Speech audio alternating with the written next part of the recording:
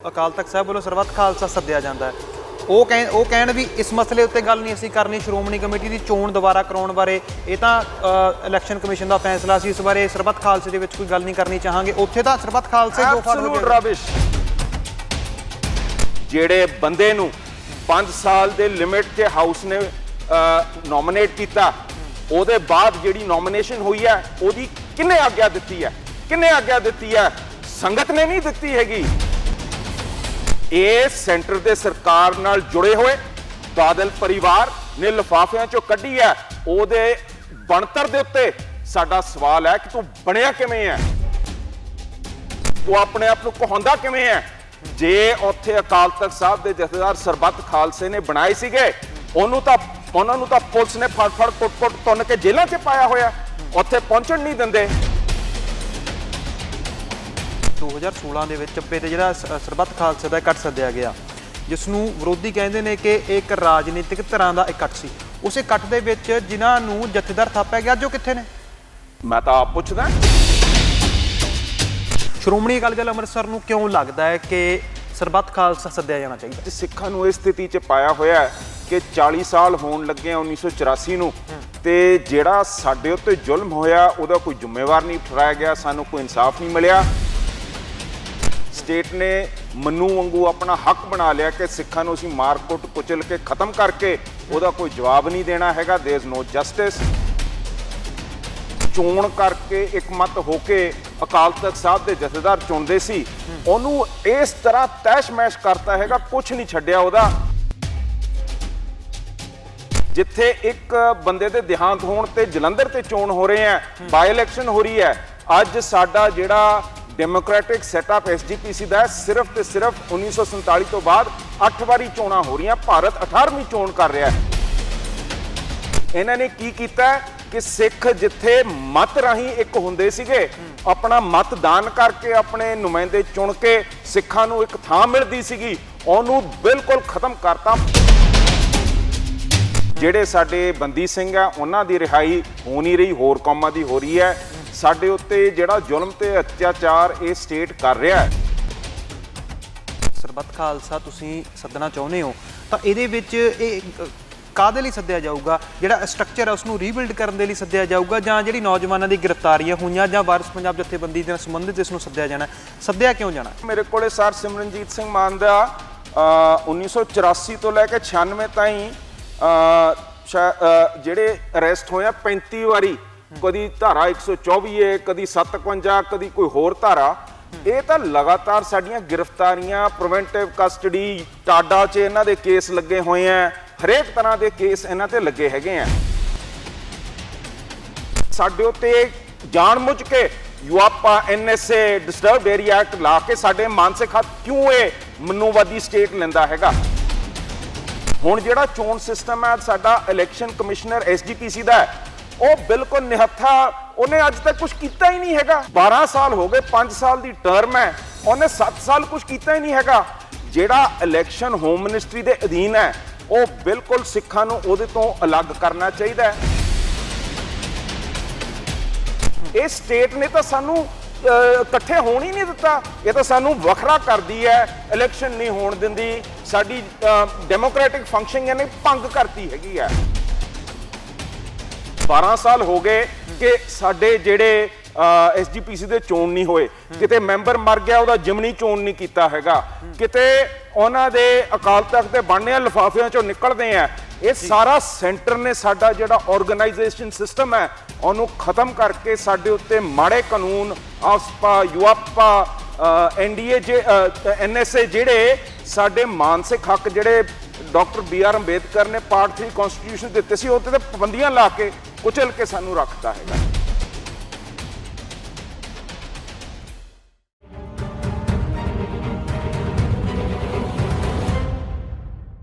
ਵਾਹਿਗੁਰੂ ਜੀ ਕਾ ਖਾਲਸਾ, ਵਾਹਿਗੁਰੂ ਜੀ ਕੀ ਫਤਿਹ। ਪੰਜਾਬ ਦੇ ਵਿੱਚ ਇਹਨਾਂ ਦਿਨੀ ਜਲੰਧਰ ਜਿਮਨੀ ਚੋਣਾਂ ਸਿਰ ਤੇ ਆ ਚੁੱਕੀਆਂ ਨੇ, ਜਿਹੜੀਆਂ ਕਿ 2024 ਦੀਆਂ ਲੋਕ ਸਭਾ ਚੋਣਾਂ ਤੋਂ ਪਹਿਲਾਂ ਇੱਕ ਪ੍ਰੈਕਟਿਸ ਮੈਚ ਦੇ ਤਰ੍ਹਾਂ ਵੀ ਰਾਜਨੀਤਿਕ ਪਾਰਟੀਆਂ ਦੇ ਲਈ ਇੱਕ ਸਮਾਂ ਮਿਲਿਆ। ਤੇ ਇਹਨਾਂ ਹਾਲਾਤਾਂ ਦੇ ਵਿੱਚ ਪੰਜਾਬ ਦੇ ਜਿਹੜੇ ਰਾਜਨੀਤਿਕ ਅਤੇ ਧਾਰਮਿਕ ਸਮੀਕਰਨ ਨੇ ਉਹ ਕਾਫੀ ਉਥਲ ਪੁਥਲ ਦੇ ਦੌਰ ਦੇ ਵਿੱਚੋਂ ਗੁਜ਼ਰ ਰਹੇ ਨੇ। ਪੰਜਾਬ ਦੇ ਵਿੱਚ ਇਹਨਾਂ ਦਿਨੀ ਸਰਬੱਤ ਖਾਲਸਾ ਸ਼ਬਦ ਦੇ ਉੱਤੇ ਬੜੀ ਚਰਚਾ ਹੋ ਰਹੀ ਹੈ। ਇਹ ਵੀ ਕਿਆਸ ਲਗਾਏ ਜਾ ਰਹੇ ਨੇ ਕਿ ਕੀ ਸਰਬੱਤ ਖਾਲਸਾ ਸ਼੍ਰੀ ਅਕਾਲ ਤਖਤ ਸਾਹਿਬ ਦੇ ਜਥੇਦਾਰ ਗਿਆਨੀ ਹਰਪ੍ਰੀਤ ਸਿੰਘ ਵੱਲੋਂ ਸੱਦਿਆ ਜਾਵੇਗਾ ਜਾਂ ਨਹੀਂ ਸੱਦਿਆ ਜਾਵੇਗਾ। ਸੱਦਿਆ ਜਾਵੇਗਾ ਤਾਂ ਕਿਹਨਾਂ ਕਾਰਨਾਂ ਨੂੰ ਲੈ ਕੇ ਸੱਦਿਆ ਜਾਵੇਗਾ ਅਤੇ ਨਾ ਸੱਦੇ ਜਾਣ ਦੇ ਕੀ ਕਾਰਨ ਹੋਣਗੇ। ਪਰ ਇਹਨਾਂ ਦਿਨਾਂ ਦੇ ਵਿੱਚ ਸ਼੍ਰੋਮਣੀ ਅਕਾਲੀ ਦਲ ਅੰਮ੍ਰਿਤਸਰ ਦੇ ਵੱਲੋਂ ਸਰਬੱਤ ਖਾਲਸਾ ਸੱਦਣ ਦੀ ਹਮਾਇਤ ਕੀਤੀ ਗਈ ਹੈ। ਤਾਂ ਸਾਡੇ ਨਾਲ ਇਮਾਨ ਸਿੰਘ ਮਾਨ ਮੌਜੂਦ ਨੇ, ਉਹਨਾਂ ਤੋਂ ਜਾਣਾਂਗੇ ਕਿ ਆਖਰ ਸ਼੍ਰੋਮਣੀ ਅਕਾਲੀ ਦਲ ਅੰਮ੍ਰਿਤਸਰ ਸਰਬੱਤ ਖਾਲਸਾ ਸੱਦਣ ਦੀ ਹਮਾਇਤ ਕਿਉਂ ਕਰ ਰਿਹਾ ਹੈ ਅਤੇ ਪੰਥਕ ਹਲਕਿਆਂ ਦੇ ਵਿੱਚ ਕੀ ਇਹ ਸਥਿਤੀ ਹੈ ਕਿ ਸਿੱਖ ਜਾਂ ਪੰਥ ਜਾਂ ਸ਼੍ਰੀ ਅਕਾਲ ਤਖਤ ਸਾਹਿਬ ਸਰਬੱਤ ਖਾਲਸਾ ਸੱਦ ਸਕਦੇ ਨੇ ਅਤੇ ਸਰਬੱਤ ਖਾਲਸਾ ਸੱਦਣ ਦੇ ਮਾਇਨੇ ਕੀ ਹੋਣਗੇ, ਰਾਜਨੀਤਿਕ ਵਰਗ ਦੇ ਉੱਤੇ ਕੀ ਅਸਰ ਪਵੇਗਾ, ਪੰਜਾਬ ਦੇ ਸਮਾਜਿਕ ਵਰਗ ਦੇ ਉੱਤੇ ਕੀ ਅਸਰ ਪੈਣ ਵਾਲਾ। ਸਭ ਤੋਂ ਪਹਿਲਾਂ ਉਹਨਾਂ ਦਾ ਸਵਾਗਤ ਕਰਦੇ ਹਾਂ ਤੇ ਗੱਲਬਾਤ ਦੀ ਸਾਂਝ ਪਾਉਂਦੇ ਹਾਂ। ਸਿੰਘ ਸਾਹਿਬ ਸਵਾਗਤ ਹੈ ਜੀ। ਵਾਹਿਗੁਰੂ ਜੀ ਕਾ ਖਾਲਸਾ ਵਾਹਿਗੁਰੂ ਜੀ ਕੀ ਫਤਿਹ। ਮਾਫ ਕਰਨਾ ਜੀ। ਸਭ ਤੋਂ ਪਹਿਲਾਂ ਤਾਂ ਇਹੀ ਜਾਣਨਾ ਚਾਹਾਂਗੇ ਕਿ ਤੁਸੀਂ ਸਰਬੱਤ ਖਾਲਸਾ ਸੱਦਣ ਦੀ ਹਮਾਇਤ ਕੀਤੀ ਹੈ। ਬੀਤੇ ਦਿਨਾਂ ਦੇ ਵਿੱਚ ਤੁਸੀਂ ਇਸ ਮਾਮਲੇ ਨੂੰ ਲੈ ਕੇ ਇੱਕ ਵੀਡੀਓ ਵੀ ਜਾਰੀ ਕੀਤਾ। ਸ਼੍ਰੋਮਣੀ ਅਕਾਲੀ ਦਲ ਅੰਮ੍ਰਿਤਸਰ ਨੂੰ ਕਿਉਂ ਲੱਗਦਾ ਹੈ ਕਿ ਸਰਬੱਤ ਖਾਲਸਾ ਸੱਦਿਆ ਜਾਣਾ ਚਾਹੀਦਾ? ਜੋ ਸਿੱਖਾਂ ਦੇ ਹਾਲਾਤ ਹੁਣ ਹੈਗੇ ਉਹਦੇ ਵਿੱਚ ਸਿੱਖਾਂ ਨੂੰ ਇਕੱਠੇ ਹੋ ਕੇ ਕੁਝ ਫੈਸਲੇ ਲੈਣੇ ਚਾਹੀਦੇ ਆ ਜੀ, ਜਿਹਦੇ ਵਿੱਚ ਮੌਜੂਦਾ ਹਾਲਾਤ ਤੁਸੀਂ ਦੇਖ ਰਹੇ ਹੋ। ਸਿੱਖਾਂ ਨੂੰ ਜਿਵੇਂ ਮਨੂ ਦੀ ਸੋਚ ਅਧੀਨ ਸ਼ੂਦਰਿਆਂ ਦੇ ਉੱਤੇ ਪਾਬੰਦੀਆਂ ਲਾਈਆਂ ਜਾਂਦੀਆਂ ਸੀ ਕਿ ਤੁਸੀਂ ਪੜ੍ਹ ਲਿਖ ਨਹੀਂ ਸਕਦੇ, ਤੁਹਾਡੀ ਕਮਾਈ ਆਪਣੀ ਨਹੀਂ ਹੋ ਸਕਦੀ, ਕੋਈ ਕੰਮ ਨਹੀਂ ਕਰ ਸਕਦਾ, ਸਾਰਾ ਹੱਕ ਬ੍ਰਾਹਮਣ ਨੂੰ ਦੇਤਾ ਸੀਗਾ। ਸ਼ੂਦਰ ਦੀ ਕਮਾਈ ਲੈ ਸਕਦਾ ਸੀ, ਉਹਦੀ ਜਨਾਨੀ ਲੈ ਸਕਦਾ ਸੀ, ਉਹਦੀ ਧਨ ਲੈ ਸਕਦਾ ਸੀ। ਅੱਜ ਸਿੱਖਾਂ ਨੂੰ ਇਸ ਸਥਿਤੀ 'ਚ ਪਾਇਆ ਹੋਇਆ ਹੈ ਕਿ 40 ਸਾਲ ਹੋਣ ਲੱਗੇ 1984 ਨੂੰ, ਤੇ ਜਿਹੜਾ ਸਾਡੇ ਉੱਤੇ ਜ਼ੁਲਮ ਹੋਇਆ ਉਹਦਾ ਕੋਈ ਜ਼ਿੰਮੇਵਾਰ ਨਹੀਂ ਠਹਿਰਾਇਆ ਗਿਆ, ਸਾਨੂੰ ਕੋਈ ਇਨਸਾਫ ਨਹੀਂ ਮਿਲਿਆ। ਸਟੇਟ ਨੇ ਮਨੂ ਵਾਂਗੂ ਆਪਣਾ ਹੱਕ ਬਣਾ ਲਿਆ ਕਿ ਸਿੱਖਾਂ ਨੂੰ ਅਸੀਂ ਮਾਰ ਕੁੱਟ ਕੁਚਲ ਕੇ ਖਤਮ ਕਰਕੇ ਉਹਦਾ ਕੋਈ ਜਵਾਬ ਨਹੀਂ ਦੇਣਾ ਹੈਗਾ। ਦੇयर इज नो ਜਸਟਿਸ। ਜਿਹੜੇ ਸਾਡੇ ਬੰਦੀ ਸਿੰਘ ਆ ਉਹਨਾਂ ਦੀ ਰਿਹਾਈ ਹੋ ਨਹੀਂ ਰਹੀ, ਹੋਰ ਕੌਮਾਂ ਦੀ ਹੋ ਰਹੀ ਹੈ। ਸਾਡੇ ਉੱਤੇ ਜਿਹੜਾ ਜ਼ੁਲਮ ਤੇ ਅਤਿਆਚਾਰ ਇਹ ਸਟੇਟ ਕਰ ਰਿਹਾ ਹੈ ਉਹਦਾ ਆਪਾਂ ਨੂੰ ਲੇਖਾ ਜੋਖਾ ਕਰਨਾ ਚਾਹੀਦਾ। ਸਰਬੱਤ ਖਾਲਸਾ ਇੱਕ ਮਤ ਹੋ ਕੇ ਸਿੱਖ ਕੌਮ ਨੂੰ ਤੋੜਨ ਦਾ ਯਤਨ ਸਾਨੂੰ ਅਤੀ ਜ਼ਰੂਰੀ ਹੈਗਾ। ਇਹਦੇ ਵਿੱਚ ਜਿਹੜੇ ਸਟੇਟ ਨੇ ਸਾਡੇ ਤੇ ਜ਼ੁਲਮ ਕੀਤੇ ਆ ਉਹ ਸਭ ਤੋਂ ਭਾਰੀ ਇਹ ਹੈ ਕਿ ਜਿਹੜਾ ਸਾਡਾ ਸਿੰਘ ਸਭਾ ਲਹਿਰ ਨੇ ਸ਼ਹਾਦਤਾਂ ਦੇ ਕੇ, ਜਿਹਨੂੰ ਗਾਂਧੀ ਨੇ ਕਿਹਾ ਸੀਗਾ ਸਿੰਘ ਸਭਾ ਲਹਿਰ ਨੇ ਆਜ਼ਾਦੀ ਦੀ ਪਹਿਲੀ ਜਿੱਤ ਕੀਤੀ ਹੈ ਜਦ ਨਨਕਾਣਾ ਸਾਹਿਬ ਆਜ਼ਾਦ ਕੀਤੇ ਸੀਗੇ ਸਿੱਖਾਂ ਨੇ, ਉਹਨੂੰ ਉਸ ਤੋਂ ਨਿਕਲਦੀ SGPC ਜਿਹੜੇ ਵਿੱਚ ਅਸੀਂ ਚੋਣ ਕਰਕੇ ਇੱਕ ਮਤ ਹੋ ਕੇ ਅਕਾਲ ਤਖਤ ਸਾਹਿਬ ਦੇ ਜਥੇਦਾਰ ਚੁਣਦੇ ਸੀ, ਉਹਨੂੰ ਇਸ ਤਰ੍ਹਾਂ ਤੈਸ਼-ਮੈਸ਼ ਕਰਤਾ ਹੈਗਾ, ਕੁਝ ਨਹੀਂ ਛੱਡਿਆ ਉਹਦਾ। ਜਿਹੜੀ ਕਮੇਟੀ 1925 'ਚ ਪਹਿਲੇ ਚੋਣ ਬਣ ਕੇ ਬਣੀ ਸੀ, 1947 ਆਜ਼ਾਦੀ ਤੋਂ ਬਾਅਦ ਜਿੱਥੇ ਅੱਜ 17ਵਾਂ ਪਾਰਲੀਮੈਂਟ ਚੱਲ ਰਿਹਾ, ਜਿੱਥੇ 18ਵੇਂ ਦੀ ਤਿਆਰੀ ਹੋ ਰਹੀ ਹੈ, ਜਿੱਥੇ ਇੱਕ ਬੰਦੇ ਦੇ ਦੇਹਾਂਤ ਹੋਣ ਤੇ ਜਲੰਧਰ ਤੇ ਚੋਣ ਹੋ ਰਹੇ ਹੈ, ਬਾਈ ਇਲੈਕਸ਼ਨ ਹੋ ਰਹੀ ਹੈ, ਅੱਜ ਸਾਡਾ ਜਿਹੜਾ ਡੈਮੋਕ੍ਰੈਟਿਕ ਸੈਟਅਪ SGPC ਦਾ ਹੈ ਸਿਰਫ ਤੇ ਸਿਰਫ 1947 ਤੋਂ ਬਾਅਦ 8 ਵਾਰੀ ਚੋਣਾਂ ਹੋ ਰਹੀਆਂ। ਭਾਰਤ 18ਵੀਂ ਚੋਣ ਕਰ ਰਿਹਾ ਜਦ ਕਿ ਇਹਦਾ ਹਾਊਸ 1952 'ਚ ਤਿਆਰ ਹੋਇਆ ਸੀਗਾ। ਇਹਨਾਂ ਨੇ ਕੀ ਕੀਤਾ ਕਿ ਸਿੱਖ ਜਿੱਥੇ ਮਤ ਰਾਹੀਂ ਇੱਕ ਹੁੰਦੇ ਸੀਗੇ, ਆਪਣਾ ਮਤਦਾਨ ਕਰਕੇ ਆਪਣੇ ਨੁਮਾਇੰਦੇ ਚੁਣ ਕੇ ਸਿੱਖਾਂ ਨੂੰ ਇੱਕ ਥਾਂ ਮਿਲਦੀ ਸੀਗੀ, ਉਹਨੂੰ ਬਿਲਕੁਲ ਖਤਮ ਕਰਤਾ। 12 ਸਾਲ ਹੋ ਗਏ ਕਿ ਸਾਡੇ ਜਿਹੜੇ SGPC ਦੇ ਚੋਣ ਨਹੀਂ ਹੋਏ, ਕਿਤੇ ਮੈਂਬਰ ਮਰ ਗਿਆ ਉਹਦਾ ਜਿਮਨੀ ਚੋਣ ਨਹੀਂ ਕੀਤਾ ਹੈਗਾ, ਕਿਤੇ ਉਹਨਾਂ ਦੇ ਅਕਾਲ ਤਖਤ ਦੇ ਬਣਨੇ ਲਿਫਾਫਿਆਂ ਚੋਂ ਨਿਕਲਦੇ ਆ। ਇਹ ਸਾਰਾ ਸੈਂਟਰ ਨੇ ਸਾਡਾ ਜਿਹੜਾ ਆਰਗੇਨਾਈਜੇਸ਼ਨ ਸਿਸਟਮ ਹੈ ਉਹਨੂੰ ਖਤਮ ਕਰਕੇ ਸਾਡੇ ਉੱਤੇ ਮਾੜੇ ਕਾਨੂੰਨ ਆਸਪਾ ਯੂਆਪਾ NDA NSA ਜਿਹੜੇ ਸਾਡੇ ਮਾਨਸਿਕ ਹੱਕ ਜਿਹੜੇ ਡਾਕਟਰ BR ਅੰਬੇਦਕਰ ਨੇ ਪਾਰਟ 3 ਕਨਸਟੀਟਿਊਸ਼ਨ ਦਿੱਤੇ ਸੀ ਉਹਤੇ ਪਾਬੰਦੀਆਂ ਲਾ ਕੇ ਕੁਚਲ ਕੇ ਸਾਨੂੰ ਰੱਖਤਾ ਹੈਗਾ। ਤਾਂ ਇਹ ਜੋ ਸਰਬੱਤ ਖਾਲਸਾ ਤੁਸੀਂ ਸੱਦਣਾ ਚਾਹੁੰਦੇ ਹੋ ਤਾਂ ਇਹਦੇ ਵਿੱਚ ਇਹ ਕਾਹਦੇ ਲਈ ਸੱਦਿਆ ਜਾਊਗਾ? ਜਿਹੜਾ ਸਟਰਕਚਰ ਹੈ ਉਸ ਨੂੰ ਰੀਬਿਲਡ ਕਰਨ ਦੇ ਲਈ ਸੱਦਿਆ ਜਾਊਗਾ ਜਾਂ ਜਿਹੜੀ ਨੌਜਵਾਨਾਂ ਦੀ ਗ੍ਰਿਫਤਾਰੀਆਂ ਹੋਈਆਂ ਜਾਂ ਵਾਰਿਸ ਪੰਜਾਬ ਜਥੇਬੰਦੀ ਦੇ ਨਾਲ ਸੰਬੰਧਿਤ ਇਸ ਨੂੰ ਸੱਦਿਆ ਜਾਣਾ? ਸੱਦਿਆ ਕਿਉਂ ਜਾਣਾ? ਦੇਖੋ, ਜਿੱਥੇ ਤੱਕ ਗ੍ਰਿਫਤਾਰੀਆਂ ਦੀਆਂ ਗੱਲਾਂ ਆ, ਮੇਰੇ ਕੋਲੇ ਸਰ ਸਿਮਰਨਜੀਤ ਸਿੰਘ ਮਾਨ ਦਾ 1984 ਤੋਂ ਲੈ ਕੇ 96 ਤਾਈਂ ਜਿਹੜੇ ਅਰੈਸਟ ਹੋਇਆ 35 ਵਾਰੀ, ਕਦੀ ਧਾਰਾ 124 ਹੈ, ਕਦੀ 57, ਕਦੀ ਕੋਈ ਹੋਰ ਧਾਰਾ। ਇਹ ਤਾਂ ਲਗਾਤਾਰ ਸਾਡੀਆਂ ਗ੍ਰਿਫਤਾਰੀਆਂ, ਪ੍ਰੀਵੈਂਟਿਵ ਕਸਟਡੀ, ਟਾਡਾ 'ਚ ਇਹਨਾਂ ਦੇ ਕੇਸ ਲੱਗੇ ਹੋਏ ਆ, ਹਰੇਕ ਤਰ੍ਹਾਂ ਦੇ ਕੇਸ ਇਹਨਾਂ ਤੇ ਲੱਗੇ ਹੈਗੇ ਆ। ਇਹ ਸਾਡੇ ਨਾਲ ਲਗਾਤਾਰ ਬੀਤ ਰਹੀ ਆ ਔਰ ਇਹ ਬਿਲਕੁਲ ਮੁੱਦਾ ਹੋਣਾ ਚਾਹੀਦਾ। ਜਿਹੜੇ ਸਿੰਘ ਸਾਡੇ ਅੰਦਰ ਆ ਉਹਨਾਂ ਦਾ ਮੁੱਦਾ ਹੋਣਾ ਚਾਹੀਦਾ ਕਿ ਅਸੀਂ ਇਹ ਜਿਹੜਾ ਮਨੂਵਾਦੀ ਸਿਸਟਮ ਹੈ ਉਹਦੇ ਵਿੱਚ ਆਪਣੇ ਆਪ ਨੂੰ ਸ਼ੁੱਧਰ ਮੰਨ ਕੇ ਇਸ ਜਿਹੜੇ ਸਾਡੇ ਮਾਨਸਿਕ ਹੱਕ ਇਸ ਕਨਸਟੀਟਿਊਸ਼ਨ 'ਚ ਹੈ ਉਹ ਨਾ ਮੰਗੀਏ, ਬਿਲਕੁਲ ਮੰਗਣੇ ਚਾਹੀਦੇ ਆ। ਸਾਡੇ ਹੱਕ ਬਣਦੇ ਹੈਗੇ ਆ, ਸਾਡੇ ਉੱਤੇ ਜਾਣਬੁੱਝ ਕੇ UAPA NSA disturbed area act ਲਾ ਕੇ ਸਾਡੇ ਮਾਨਸਿਕ ਹੱਕ ਕਿਉਂ ਇਹ ਮਨੂਵਾਦੀ ਸਟੇਟ ਲੈਂਦਾ ਹੈਗਾ, ਇਹਦੇ ਉੱਤੇ ਜ਼ਰੂਰ ਸਾਨੂੰ ਚਰਚਾ ਕਰਨੀ ਚਾਹੀਦੀ ਹੈ। ਪਰ ਮੈਂ ਸਮਝਦਾ ਹਾਂ ਕਿ ਸਾਨੂੰ ਜਿਹੜਾ ਪਲੇਟਫਾਰਮ ਇਕੱਠੇ ਹੋਣ ਦਾ ਉਹਦੇ ਉੱਤੇ ਬਹੁਤ ਡੂੰਘੀ ਸੋਚ ਕਰਨੀ ਪੈਣੀ ਹੈ। ਹੁਣ ਜਿਹੜਾ ਚੋਣ ਸਿਸਟਮ ਹੈ ਸਾਡਾ, ਇਲੈਕਸ਼ਨ ਕਮਿਸ਼ਨਰ SGPC ਦਾ ਉਹ ਬਿਲਕੁਲ ਨਿਹੱਥਾ, ਉਹਨੇ ਅੱਜ ਤੱਕ ਕੁਝ ਕੀਤਾ ਹੀ ਨਹੀਂ ਹੈਗਾ। 12 ਸਾਲ ਹੋ ਗਏ, 5 ਸਾਲ ਦੀ ਟਰਮ ਹੈ, ਉਹਨੇ 7 ਸਾਲ ਕੁਝ ਕੀਤਾ ਹੀ ਨਹੀਂ ਹੈਗਾ। ਜਿਹੜਾ ਇਲੈਕਸ਼ਨ ਹੋਮ ਮਿਨਿਸਟਰੀ ਦੇ ਅਧੀਨ ਹੈ ਉਹ ਬਿਲਕੁਲ ਸਿੱਖਾਂ ਨੂੰ ਉਹਦੇ ਤੋਂ ਅਲੱਗ ਕਰਨਾ ਚਾਹੀਦਾ ਹੈ। ਸਾਡਾ ਇਲੈਕਸ਼ਨ ਕਮਿਸ਼ਨ ਇੰਡੀਪੈਂਡੈਂਟ ਹੋਣਾ ਚਾਹੀਦਾ ਹੈ। ਜਿਵੇਂ ਇਲੈਕਸ਼ਨ ਕਮਿਸ਼ਨਰ ਦੀ ਕੁਆਲੀਫਿਕੇਸ਼ਨ ਹੋਣੀ ਚਾਹੀਦੀ ਹੈ, ਉਹ ਕੁਆਲੀਫਿਕੇਸ਼ਨ ਬੰਦਿਆਂ ਦੀ ਹੋਣੀ ਚਾਹੀਦੀ ਹੈ, ਪਰ ਉਹ ਚੁਣੇ ਸਿੱਖਾਂ ਰਾਹੀਂ ਜਾਣੇ ਚਾਹੀਦੇ ਆ, ਕਿਉਂਕਿ ਅਸੀਂ ਆਪਣੇ ਡੈਮੋਕ੍ਰੇਸੀ ਦੇ ਬਿਲਕੁਲ ਆਪ ਤੋੜਨਾ ਚਾਹੁੰਦੇ ਹੈਗੇ ਆ। ਇਹ ਸਟੇਟ ਨੇ ਤਾਂ ਸਾਨੂੰ ਇਕੱਠੇ ਹੋਣ ਹੀ ਨਹੀਂ ਦਿੱਤਾ, ਇਹ ਤਾਂ ਸਾਨੂੰ ਵੱਖਰਾ ਕਰਦੀ ਹੈ, ਇਲੈਕਸ਼ਨ ਨਹੀਂ ਹੋਣ ਦਿੰਦੀ, ਸਾਡੀ ਡੈਮੋਕ੍ਰੈਟਿਕ ਫੰਕਸ਼ਨ ਇਹਨੇ ਭੰਗ ਕਰਤੀ ਹੈਗੀ ਹੈ। ਸੋ ਸਾਡਾ election commission should have election commissioners, ਜਿਨ੍ਹਾਂ ਨੂੰ ਇਲੈਕਸ਼ਨ ਕਰਾਣੇ ਆਉਂਦੇ ਆ, ਉਹਨਾਂ ਦੀ ਕੁਆਲੀਫਿਕੇਸ਼ਨ ਹੋਣੀ ਚਾਹੀਦੀ ਹੈ, ਪਰ ਚੁਣੇ ਉਹ ਡਾਇਰੈਕਟ ਵੋਟ ਸਿੱਖਾਂ ਰਾਹੀਂ ਜਾਣੇ ਚਾਹੀਦੇ ਆ। ਜੇਕਰ ਮੰਨ ਲਓ ਅਕਾਲ ਤਖਤ ਸਾਹਿਬ ਵੱਲੋਂ ਸਰਬੱਤ ਖਾਲਸਾ ਸੱਦਿਆ ਜਾਂਦਾ ਹੈ, ਉਹ ਕਹਿਣ ਵੀ ਇਸ ਮਸਲੇ ਉੱਤੇ ਗੱਲ ਨਹੀਂ ਅਸੀਂ ਕਰਨੀ, ਸ਼੍ਰੋਮਣੀ ਕਮੇਟੀ ਦੀ ਚੋਣ ਦੁਬਾਰਾ ਕਰਾਉਣ ਬਾਰੇ ਇਹ ਤਾਂ ਇਲੈਕਸ਼ਨ ਕਮਿਸ਼ਨ ਦਾ ਫੈਸਲਾ ਸੀ, ਇਸ ਬਾਰੇ ਸਰਬੱਤ ਖਾਲਸੇ ਦੇ ਵਿੱਚ ਕੋਈ ਗੱਲ ਨਹੀਂ ਕਰਨੀ ਚਾਹਾਂਗੇ, ਉੱਥੇ ਤਾਂ ਸਰਬੱਤ ਖਾਲਸੇ ਦੋ ਫਾੜ ਹੋ ਗਏ। ਰਬਿਸ਼। ਅਕਾਲ ਤਖਤ ਸਾਹਿਬ ਦੇ ਜਥੇਦਾਰ ਬਣੇ ਕਿਵੇਂ ਆ? ਚੋਣ ਹੋਈ, SGPC ਨੁਮਾਇੰਦੇ ਇਕੱਠੇ ਹੋਏ, ਹਾਊਸ ਬਣਿਆ, ਹਾਊਸ ਦੇ ਵਿੱਚੋਂ ਅਕਾਲ ਤਖਤ ਸਾਹਿਬ ਦੇ ਜਥੇਦਾਰ ਬਣੇ।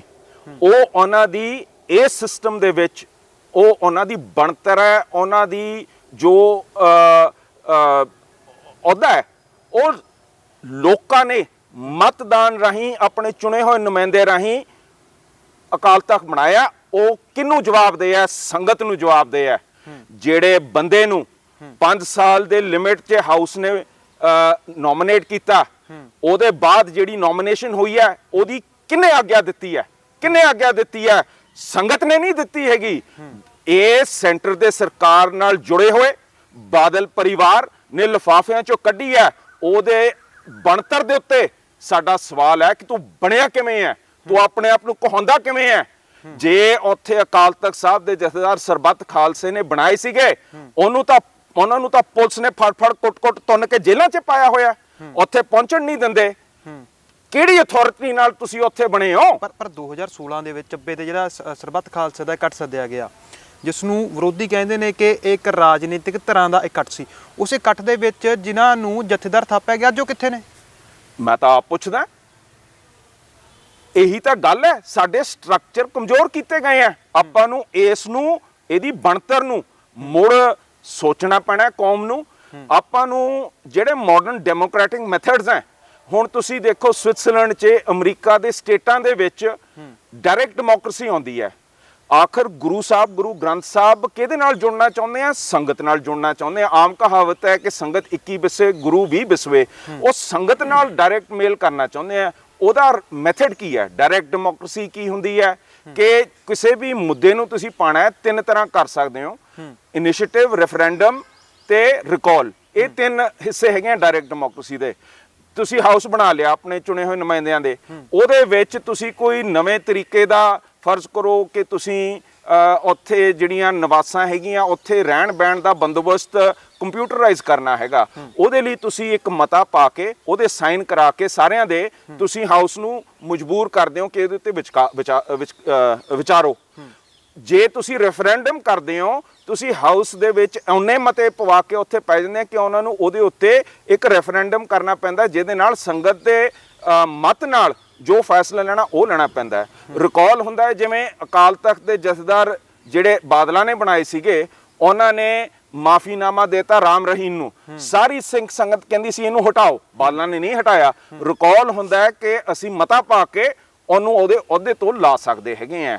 ਸੋ ਇਹਦੇ ਨਾਲ ਡਾਇਰੈਕਟ ਡੈਮੋਕ੍ਰੇਸੀ ਨਾਲ ਸੰਗਤ ਤੇ ਗੁਰੂ ਦਾ ਮੇਲ ਜ਼ਿਆਦਾ ਇਕੱਠਾ ਹੁੰਦਾ। ਹੁਣ ਕਿਵੇਂ ਕਰਨੀ ਹੈ? ਅੱਜ ਦਾ ਜ਼ਮਾਨਾ ਇਲੈਕਟ੍ਰੋਨਿਕਸ ਤੇ ਇਨਫੋਰਮੇਸ਼ਨ ਦਾ ਹੈਗਾ। ਹਰੇਕ ਦੇ ਜੇਬ ਦੇ ਵਿੱਚ ਫੋਨ ਹੈਗਾ, ਅਸੀਂ ਆਪਣਾ VOTING ਸਿਸਟਮ ਸਿਕਿਉਰਿਟੀ ਜੇ ਲਾਉਣੀ ਹੈ, ਬਲੌਕਚੇਨ ਵਰਗੀ ਆਪਾਂ ਸਿਕਿਉਰਿਟੀ ਲਾ ਕੇ ਅਸੀਂ ਆਪਣਾ VOTING ਸਿਸਟਮ ਬਣਾਈਏ, ਆਨਲਾਈਨ VOTING ਸਿਸਟਮ ਹੋਏ ਜਿਹਦੇ ਰਾਹੀਂ ਆਪਾਂ ਆਪਣੀ ਡੈਮੋਕ੍ਰੇਸੀ ਚਲਾ ਸਕੀਏ। ਉਹਦਾ ਇਲੈਕਸ਼ਨ ਕਮਿਸ਼ਨ ਹੋਏ, ਉਹਦੇ ਢਾਂਚੇ ਹੁਣ ਸਾਰਾ ਕੁਝ ਹੋਏ, ਉਹਦੇ ਵਿੱਚ ਸਾਰੇ ਸਿੱਖ ਬਾਹਰ ਵੱਸਦੇ ਉਹ ਵੀ ਉਹਦੇ 'ਚ ਹਿੱਸਾ ਲੈ ਸਕਣ। ਅਕਾਲ ਤਖਤ ਜਥੇਦਾਰ ਕੱਲਾ ਪੰਜਾਬ ਦੇ ਸਿੱਖਾਂ ਦਾ ਥੋੜੀ ਚੁਣਿਆ ਜਾ ਸਕਦਾ ਹੈਗਾ, ਉਹਨੂੰ ਤਾਂ ਸਾਰੇ ਸਿੱਖਾਂ ਦੇ ਉੱਤੇ ਕਮਾਂਡ ਹੈ। ਉਹ ਚਾਹੇ ਦੁਬਈ 'ਚ ਬੈਠਾ, ਕੈਨੇਡਾ 'ਚ ਬੈਠਾ, ਅਮਰੀਕਾ 'ਚ ਬੈਠਾ, ਨਾਈਜੀਰੀਆ 'ਚ ਬੈਠਾ, ਆਸਟ੍ਰੇਲੀਆ 'ਚ ਬੈਠਾ, ਉਹਦੀ ਵੀ ਵੋਟ ਨਾ ਬਣਨਾ ਚਾਹੀਦਾ ਹੈ। ਤੇ ਇਹਨਾਂ ਨੇ ਤਾਂ ਆਪਣੇ ਹੱਥ 'ਚ ਭਾਰਤ ਸਟੇਟ ਨੇ ਕਰਕੇ ਇਹ ਖਤਮ ਹੀ ਕਰਤਾ ਸਿਸਟਮ। ਪਰ ਜਿਵੇਂ ਤੁਸੀਂ ਕਹਿ ਰਹੇ ਹੋ ਕਿ ਪੂਰੇ ਦੁਨੀਆ ਦੇ ਸਿੱਖ ਇਕੱਠੇ ਹੋਣ ਜਾਂ ਉਹ ਇਕੱਠੇ ਹੋ ਕੇ ਅਕਾਲ ਤਖਤ ਸਾਹਿਬ ਦੇ ਜਥੇਦਾਰ ਚੁਣਨ, ਪਰ ਮੌਜੂਦਾ ਸਮੇਂ 'ਚ ਤੁਹਾਨੂੰ ਲੱਗਦਾ ਹੈ ਕਿ ਸਿੱਖ ਇਕੱਠੇ ਨੇ? ਸਿੱਖਾਂ ਦੀਆਂ ਧਿਰਾਂ ਇਕੱਠੀਆਂ ਨਹੀਂ ਹੈਗੀਆਂ, ਸਿੱਖਾਂ ਦੀਆਂ ਧਿਰਾਂ ਦੇ ਵਿੱਚ ਆਪਸੀ ਵਿਤਕਰੇਬਾਜ਼ੀ ਜਾਂ ਦੁਫਾੜ ਬਹੁਤ ਹੈ। ਇੱਕ ਧਿਰ ਕੁਛ ਕਹਿੰਦੀ ਹੈ, ਦੂਸਰੀ ਧਿਰ ਕੁਛ ਕਹਿੰਦੀ ਹੈ। ਸਰਬੱਤ ਖਾਲਸੇ ਨੂੰ ਲੈ ਕੇ ਧਿਰਾਂ ਦੇ ਵੱਖਰੇ ਵੱਖਰੇ ਵਿਚਾਰ ਨੇ। ਬਹੁਤ ਸਾਰੇ ਤਾਂ ਕਹਿੰਦੇ ਨੇ ਕਿ ਅਸੀਂ ਤਾਂ ਗਿਆਨੀ ਹਰਪ੍ਰੀਤ ਸਿੰਘ ਨੂੰ ਜਥੇਦਾਰੀ ਨਹੀਂ ਮੰਨਦੇ ਹੈਗੇ, ਉਹਨਾਂ ਦੇ ਸੱਦੇ ਤੋਂ ਅਸੀਂ ਨਹੀਂ ਜਾਵਾਂਗੇ। ਤਾਂ ਮੌਜੂਦਾ ਸਮੇਂ ਦੇ ਵਿੱਚ ਜਿੱਥੇ ਸਿੱਖਾਂ ਦੇ ਵਿੱਚ ਨਾ ਤਾਂ ਆਪਸੀ ਇੱਕ ਹੈ, ਨਾ ਤਾਂ ਸਦਭਾਵਨਾ ਕੋਈ, ਨਾ ਭਰੋਸੇਯੋਗਤਾ ਇੱਕ ਦੂਜੇ ਦੇ ਪ੍ਰਤੀ, ਇੱਕ ਦੂਜੇ ਨੂੰ ਦੁਸ਼ਮਣ ਜਾਂ ਗਦਾਰ ਦੀ ਨਿਗਾਹ ਦੇ ਨਾਲ ਦੇਖਿਆ ਜਾ ਰਿਹਾ ਹੈ। ਹਰੇਕ ਜਥੇਬੰਦੀ ਇੱਕ ਦੂਜੇ ਦੇ ਨਾਲ ਪਾਟੀ ਪਈ ਹੈ। ਅਜਿਹੇ ਸਮੇਂ ਦੇ ਵਿੱਚ ਸਿੱਖਾਂ ਨੂੰ ਇੱਕ ਕਰਨ ਦਾ ਯਤਨ ਹੈ ਜਿਹੜਾ, ਇਹ ਹੋ ਸਕਦਾ ਜਾਂ ਹੋ ਸਕਣਗੇ? ਸਿੱਖ ਇਕਮਤ ਹੋ ਕੇ ਗੁਰੂ ਗ੍ਰੰਥ ਸਾਹਿਬ ਨਾਲ ਲੱਗੇ ਹੋਏ ਆ, ਇਹ ਡੈਫੀਨੇਸ਼ਨ ਸਿੱਖ ਦੀ ਹੈ ਜੀ, ਠੀਕ ਹੈ ਨਾ ਜੀ। ਗੁਰੂ ਗ੍ਰੰਥ ਸਾਹਿਬ ਅਧੀਨ ਸਰਬੱਤ ਖਾਲਸਾ ਘੱਲ ਕੇ ਜਿਹੜੇ ਸਾਂਝੇ ਮੁੱਦੇ ਆ ਉਹ ਹੁਣ ਡਿਬੇਟ ਕਰਕੇ ਹੁਣ ਵੱਖ-ਵੱਖ ਧਿਰਾਂ ਆਪਣੀਆਂ ਮੁੱਦੇ ਪਾਏ। ਮੇਰਾ ਸਭ ਤੋਂ ਅਹਿਮ ਹੈ ਕਿ ਆਪਣਾ ਢਾਂਚਾ ਕਿਵੇਂ ਬਣਾਉਣਾ ਹੈਗਾ, ਉਹ ਮੇਰੀ ਸੋਚ ਹੈ।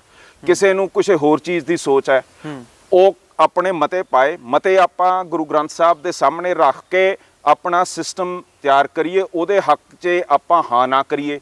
ਜਦ ਅਮਰੀਕਾ ਬਣਿਆ, ਜਦ ਇੰਡੀਆ ਬਣਿਆ, ਹੁਣ ਮੇਰੇ ਤਾਏ ਪੜਦਾਦੇ ਭੁਪਿੰਦਰ ਸਿੰਘ ਮਾਨ ਨੇ ਸਾਈਨ ਨਹੀਂ ਕੀਤਾ ਜਿਹੜਾ ਕਨਸਟੀਟਿਊਂਟ ਅਸੈਂਬਲੀ ਕਨਸਟੀਟਿਊਸ਼ਨ ਦੇ ਉੱਤੇ ਹੈਗਾ, ਅਸੀਂ ਉਹਦਾ ਹਿੱਸਾ ਨਹੀਂ ਬਣੇ, ਠੀਕ ਹੈ ਨਾ ਜੀ।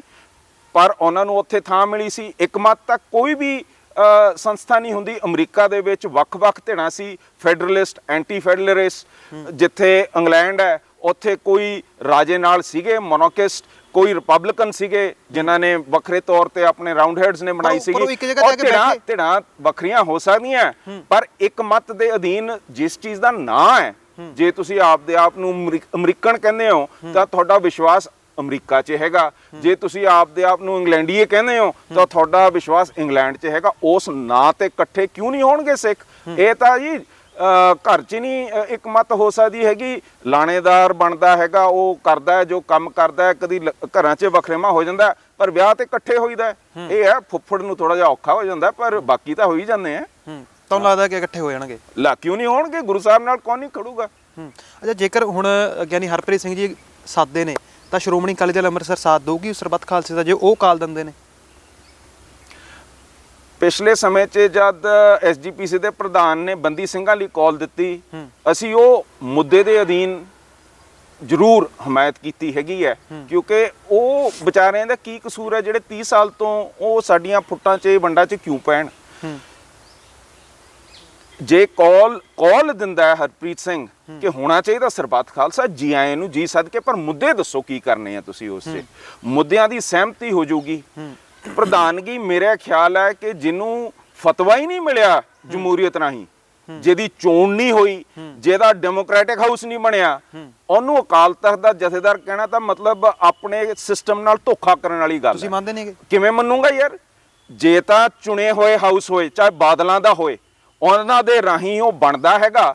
ਯਾਰ ਜਦ 5 ਸਾਲ ਬਾਅਦ ਤੁਹਾਡੀ ਟਰਮ ਲਿਮਿਟ ਖਤਮ ਹੋ ਗਈ, ਧੱਕੇ ਨਾਲ ਤੁਸੀਂ ਘੜੀਸੀ ਜਾਂਦੇ ਹੋ। ਤੁਸੀਂ ਧੱਕੇ ਨਾਲ ਬਣੇ ਹੋਏ ਹੋ, ਧੱਕਾ ਕਿਹੜਾ ਸਿੱਖ ਸਹਿਲੂਗਾ? ਇਸ ਤਰ੍ਹਾਂ ਤਾਂ ਹਰ 5 ਸਾਲ ਬਾਅਦ ਸਿੱਖਾਂ ਦਾ ਇੱਕ ਨਵਾਂ ਜਥੇਦਾਰ ਆਇਆ ਕਰੂਗਾ। ਨਹੀਂ, ਜੇ ਉਹ ਜਥੇਦਾਰੀ ਆਪਦੀ ਇਹੋ ਜਿਹੀ ਸੰਭਾਲਦਾ ਹੈ, ਪੁੱਠੇ ਸਿੱਧੇ BJP ਦੇ ਥੱਲੇ ਨਹੀਂ ਲੱਗਦਾ ਹੈਗਾ, ਬਾਦਲਾਂ ਦੀਆਂ ਗੱਲਾਂ ਨਹੀਂ ਮੰਨਦਾ ਹੈਗਾ, ਜਿਹੜਾ ਭਾਈ ਹਾਊਸ ਆਊਗਾ ਕਿ ਇਹ ਤਾਂ ਬੰਦਾ ਹੀ ਬਹੁਤ ਵਧੀਆ ਹੈਗਾ, ਇਹਨੂੰ ਅੱਗੇ ਤੋਰੋ। ਇਹ ਕੋਈ ਜ਼ਰੂਰੀ ਥੋੜੀ ਹੈ ਕਿ ਬਦਲਣਾ ਹੈਗਾ। ਜੇ ਬੰਦੇ ਦਾ ਕਿਰਦਾਰ ਹੋਏ, ਕਰੈਕਟਰ ਹੋਏ, ਉਹਨੇ ਆਪਣੀ ਜਥੇਦਾਰੀ ਜਥੇਦਾਰ ਦੇ ਵਾਂਗ ਨਿਭਾਈ ਹੋਈ, ਕਿਹੜਾ ਹਾਊਸ ਜੁਰਤ ਕਰ ਲੂਗਾ ਕਿ ਅਸੀਂ ਕਹਿੰਦੇ ਇਹਨੂੰ ਤਬਦੀਲ ਕਰਨਾ ਹੈ? ਸਾਰ ਜੀ ਐ ਥੋੜੀ ਜਥੇਦਾਰ ਬਦਲ ਸਕਦਾ ਕੋਈ, ਠੀਕ ਹੈ ਨਾ ਜੀ। ਜੇ ਜਥੇਦਾਰ ਨੇ ਜਥੇਦਾਰੀ ਉਸ ਪੱਧਰ ਦੀ ਨਿਭਾਈ ਹੋ, ਮੈਨੂੰ ਦੱਸੋ ਭਾਈ ਮਣੀ ਸਿੰਘ ਨੂੰ ਕੌਣ ਹਟਾ ਸਕਦਾ ਸੀ ਉੱਥੇ? ਉਹਨਾਂ ਨੇ ਜਾਨ ਨਾਲ ਆਪਣੀ ਜੇ ਤੁਸੀਂ ਬਾਦਲਾਂ ਦੇ ਕਹੇ ਤੇ ਸਤਿੰਦਰਪਾਲ ਕੋਹਲੀ ਦਾ 10 ਕਰੋੜ ਦਾ ਧੰਦਾ ਜਿਹੜਾ ਉਹਨੇ ਐਸਜੀਪੀਸੀ 'ਚ ਚਲਾ ਕੇ ਪੈਸੇ ਖਾ ਗਿਆ, 328 ਸਰੂਪ ਨਹੀਂ ਤੁਸੀਂ ਲੱਭ ਸਕਦੇ, ਫਿਰ ਤੁਸੀਂ ਨੌਕਰ ਕਿਹਦੇ ਹੋ? ਗੁਰੂ ਗ੍ਰੰਥ ਸਾਹਿਬ ਦੇ ਹੋ ਕਿ ਬਾਦਲਾਂ ਦੇ ਹੋ? ਸਾਰੀ ਕਰਪਸ਼ਨ ਇਹਨੇ ਲੁਕੋਈ ਹੋਈ ਹੈ। ਇਹੋ ਜਿਹੇ ਬੰਦੇ ਨੂੰ ਕੌਣ ਸਹੂਗਾ?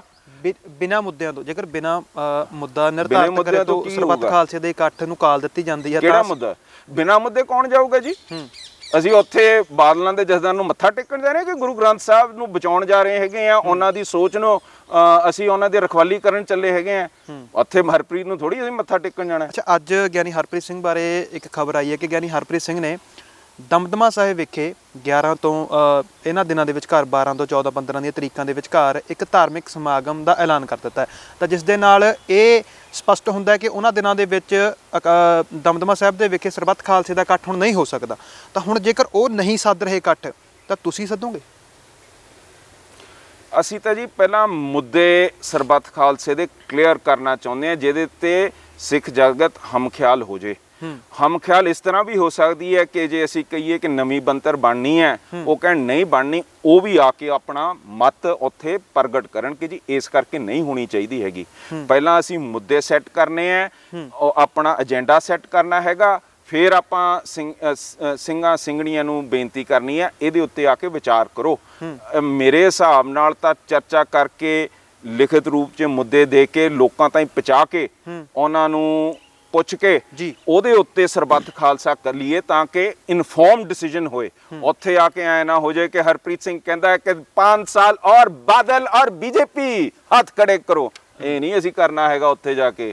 ਹਾਂ, ਤੇ ਜਿਵੇਂ ਸਰਬੱਤ ਖਾਲਸੇ ਦੇ ਚਰਚੇ ਨੇ ਹੋਣ ਦੇ ਜਾਂ ਪੰਜਾਬ ਦੇ ਜਿਹੜੇ ਮੌਜੂਦਾ ਸਮੀਕਰਨ ਬਣੇ ਹੋਏ ਨੇ, ਉਹਨਾਂ ਸਮੀਕਰਨਾਂ ਨੂੰ ਲੈ ਕੇ ਹਰਮੀਤ ਸਿੰਘ ਕਾਲਕਾ ਦਾ ਬਿਆਨ ਆਇਆ ਦਿੱਲੀ ਗੁਰਦੁਆਰਾ ਮੈਨੇਜਮੈਂਟ ਕਮੇਟੀ ਦੇ ਵੱਲੋਂ ਕਿ ਪੰਜਾਬ ਤੋਂ ਬਾਹਰ ਰਹਿੰਦੇ ਸਿੱਖਾਂ ਦੀ ਵੀ ਗੱਲਬਾਤ ਸੋਚੀ ਜਾਵੇ ਕਿ ਆਖਰ ਉਹਨਾਂ ਦੇ ਨਾਲ ਕੀ ਬਣਦਾ। ਉਹ ਕਹਿੰਦੇ ਵੀ ਅਸੀਂ ਤਾਂ 84 ਦੇ ਦਰਦ ਚੋਂ ਹੀ ਹੱਦ ਤੱਕ ਨਿਕਲ ਨਹੀਂ ਸਕੇ, ਸਾਨੂੰ ਉਹ ਡਰ ਨੇ, ਤੇ ਤੁਸੀਂ ਪੰਜਾਬ ਦੇ ਹਾਲਾਤਾਂ ਨੂੰ ਇਸ ਤਰ੍ਹਾਂ ਕਰਕੇ ਸਾਡੇ ਵਾਸਤੇ ਖਤਰਾ ਪੈਦਾ ਕਰ ਰਹੇ ਹੋ।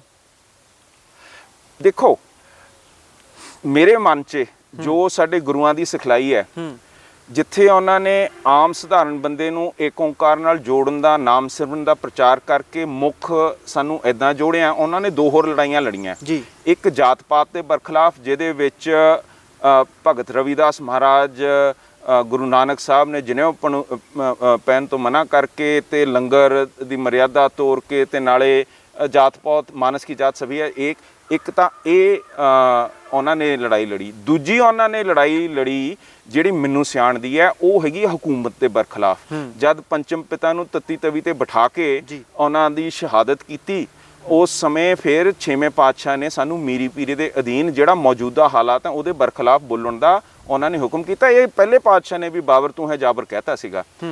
ਜੇ ਆਪਾਂ ਬਤੌਰ ਸਿੱਖ ਸਮਝੀਏ, ਜੋ 1984 'ਚ ਹੋਇਆ ਉਹਦਾ ਸਾਨੂੰ ਕੋਈ ਇਨਸਾਫ ਨਹੀਂ ਮਿਲਿਆ ਹੈਗਾ। ਜੋ ਉਹਦੇ ਬਰਖਲਾਫ ਅਸੀਂ ਬੋਲਣ ਤੋਂ ਹੀ ਨਹੀਂ ਫਿਰ ਅਸੀਂ ਸਿੱਖ ਕਹਦੇ ਹੋ ਗਏ। ਹੁਣ ਦਿੱਲੀ ਵਾਲਿਆਂ ਨੂੰ ਮੈਂ ਪੁੱਛਦਾ ਹੈਗਾ, ਬਾਰ-ਬਾਰ ਤੁਸੀਂ ਚੁਣੇ ਹੋ, ਬਾਰ-ਬਾਰ ਤੁਸੀਂ ਆਪਣਾ ਗੁਰੂ ਘਰ ਚਲਾਇਆ, ਤੁਸੀਂ ਉੱਥੇ ਕਿਹੜਾ ਇਨਸਾਫ ਲਿਆ? ਕਦੀ ਤੁਸੀਂ ਕਾਂਗਰਸ ਨਾਲ ਹੋ ਜਾਂਦੇ ਹੋ, ਕਦੀ ਬੀਜੇਪੀ ਨਾਲ ਹੋ ਜਾਂਦੇ ਹੋ, ਕਦੀ ਆਮ ਆਦਮੀ ਪਾਰਟੀ ਨਾਲ ਹੋ ਜਾਂਦੇ ਹੋ। ਮੈਨੂੰ ਦੱਸੋ, ਇਹਨਾਂ ਨੇ ਅੱਜ ਤੱਕ ਤੁਹਾਡੇ ਕਤਲੇਆਮ ਦਾ ਕੀ ਕੀਤਾ? ਹਰਿਆਣਾ 'ਚ ਹੋਂਦ 'ਚ ਇੱਕ ਪੂਰਾ ਪਿੰਡ ਕਰਤਾ ਹੈਗਾ। ਜੇ ਤੁਸੀਂ ਇਦਾਂ ਹੀ ਰਹਿਣਾ ਚਾਹੁੰਦੇ ਹੋ, ਤੁਸੀਂ ਗੁਲਾਮੀ ਅਧੀਨ ਰਹਿਣਾ ਚਾਹੁੰਦੇ ਹੋ, ਫਿਰ ਤੁਸੀਂ 6ਵੇਂ ਪਾਸੇ ਦੇ ਵਾਰਿਸ ਕਿਵੇਂ ਹੋ ਸਕਦੇ ਹੋ? ਐ ਨਹੀਂ ਹੋ ਸਕਦਾ ਹੈਗਾ ਕਿ ਸਾਡੇ ਉੱਤੇ ਜ਼ੁਲਮ ਹੁੰਦਾ ਹੋਏ ਤੇ ਤੁਸੀਂ ਕਹੋ ਕਿ ਤੁਸੀਂ ਚੁੱਪ ਕਰ ਜਾਓ ਕਿਉਂਕਿ ਸਾਡੇ ਉੱਤੇ ਵੀ ਜ਼ੁਲਮ ਹੋ ਸਕਦਾ। ਇਹ ਸਿੱਖੀ ਦਾ ਰਾਹ ਨਹੀਂ ਹੈ, ਇਹ ਸਿੱਖਾਂ ਦਾ ਰਾਹ ਨਹੀਂ ਹੈ। ਸਿੱਖਾਂ ਦਾ ਰਾਹ ਹੈਗਾ ਖੁੱਲ ਕੇ ਬਾਬਰ ਤੂੰ ਹੈ ਜਾਬਰ ਕਹਿ ਕੇ, ਗਰਜਾ ਸਿੰਘ ਬੋਤਾ ਸਿੰਘ ਵਰਗੋਂ ਜਦ ਕੋਈ ਰਹਿ ਨਹੀਂ ਗਿਆ ਤਾਂ ਵੀ ਉੱਥੇ ਆਪਣੀ ਹੋਂਦ ਦਿਖਾਉਣ ਦਾ ਰਾਹ ਹੈਗਾ। ਤੇ ਮੈਂ ਆਪਣੇ ਦਿੱਲੀ ਦੇ ਹੋਣਹਾਰ ਸਿੱਖਾਂ ਨੂੰ ਬੇਨਤੀ ਕਰਦਾ, ਡਟ ਕੇ ਆਪਣੇ ਹੱਕਾਂ ਤੇ ਖੜੋ ਤੇ ਹੋਰਾਂ ਨੂੰ ਆਪਣੇ ਹੱਕ ਖੜਨ ਤੇ ਰੋਕੋ ਨਾ। ਜਿਵੇਂ ਸਰਬੱਤ ਖਾਲਸਾ ਨੂੰ ਲੈ ਕੇ ਚਰਚਾਵਾਂ ਨੇ, ਤੁਹਾਨੂੰ ਨਹੀਂ ਲੱਗਦਾ ਕਿ ਸਰਬੱਤ ਖਾਲਸਾ ਨੂੰ ਲੈ ਕੇ ਸਿੱਖ ਕਾਹਲੀ ਕਰ ਸਕਦੇ ਨੇ? ਉਸ ਤੋਂ ਪਹਿਲਾਂ ਵੀ ਹੋਰ ਬੜੇ ਪੜਾਅ ਨੇ। ਕਰਨੈਲ ਸਿੰਘ ਪੰਜੋਲੀ ਕਹਿੰਦੇ ਨੇ ਕਿ ਇੱਕ ਪੰਥਕ ਕਨਵੈਨਸ਼ਨ ਛੱਡੀ ਜਾ ਸਕਦੀ ਹੈ ਕਿ ਸਾਰੇ ਦੁਨੀਆ ਦੇ ਵਿੱਚ ਸਿੱਖਾਂ ਦੇ ਨੁਮਾਇੰਦਗੀ ਕਰਨ ਵਾਲਿਆਂ ਨੂੰ, ਚਾਹੇ ਉਹ ਕਿਸੇ ਵੀ ਖੇਤਰ ਦੇ ਵਿੱਚ ਨੇ, ਉਹਨਾਂ ਨੂੰ ਇੱਕ ਥਾਂ ਦੇ ਉੱਤੇ ਇੱਕ ਮੀਟਿੰਗ ਦੇ ਵਾਸਤੇ ਸੱਦਿਆ ਜਾਵੇ, ਉੱਥੇ ਫੈਸਲੇ ਲਏ ਜਾਣ ਕਿ ਆਖਰ ਜਿਹੜੇ ਪੰਥ ਦੇ ਵਿੱਚ ਦੁਫਾੜ ਨੇ ਜਾਂ ਅੱਗੇ ਦੀਆਂ ਰਣਨੀਤੀਆਂ ਕਿਵੇਂ ਤਿਆਰ ਕਰਨੀਆਂ ਨੇ ਜਾਂ ਕਿਵੇਂ ਇੱਕ ਦੂਜੇ ਦੇ ਪ੍ਰਤੀ ਸਦਭਾਵਨਾ ਜਿਹੜੀ ਉਹ ਪੈਦਾ ਕਰਨੀ ਹੈ। ਸਰਬੱਤ ਖਾਲਸੇ ਤੋਂ ਪਹਿਲਾਂ ਕੋਈ ਹੋਰ ਕਦਮ ਵੀ ਹੋ ਸਕਦੇ ਨੇ? ਹੁੰਦੇ ਹੀ ਆ। ਹੁਣ ਅਸੀਂ ਸਾਲ 'ਚ ਇੰਨੀ ਵਾਰੀ ਇਕੱਠੇ ਹੁੰਦੇ ਆ ਸਿੱਖਾਂ ਦੇ ਤੌਰ ਤੇ। ਇੱਥੋਂ ਜਦ ਗੁਰੂ ਗੋਬਿੰਦ ਸਿੰਘ ਮਹਾਰਾਜ ਦੇ ਉੱਤੇ ਹਮਲੇ ਹੁੰਦੇ ਆ, ਆਪਾਂ ਅਨੰਦਪੁਰ ਸਾਹਿਬ ਇਕੱਠੇ ਹੁੰਦੇ ਆ, ਫਿਰ ਮੋਰਿੰਡੇ ਇਕੱਠੇ ਹੁੰਦੇ ਆ, ਭੱਠਾ ਸਾਹਿਬ ਇਕੱਠੇ ਹੁੰਦੇ ਆ, ਫਿਰ ਚਮਕੌਰ ਸਾਹਿਬ ਅਸੀਂ ਇਕੱਠੇ ਹੁੰਦੇ ਆ, ਫਿਰ ਇੱਧਰ ਉਤਲੇ ਆ ਜਿਹੜੇ ਪਿੰਡ ਆ ਜਾਂਦੇ ਉੱਥੇ ਇਕੱਠਾ ਹੁੰਦੇ ਆ, ਫਿਰ ਫਤਿਹਗੜ੍ਹ ਸਾਹਿਬ ਇਕੱਠੇ ਹੁੰਦੇ ਆ, ਉਸ ਤੋਂ ਬਾਅਦ ਆਪਾਂ ਮੁਕਤਸਰ ਇਕੱਠੇ ਹੁੰਦੇ ਆ, ਉਸ ਤੋਂ ਬਾਅਦ ਮਤਲਬ ਸਾਡਾ ਤਾਂ ਚੱਲੀ ਜਾਂਦਾ ਹੈ। ਠੀਕ ਹੈ ਨਾ ਜੀ।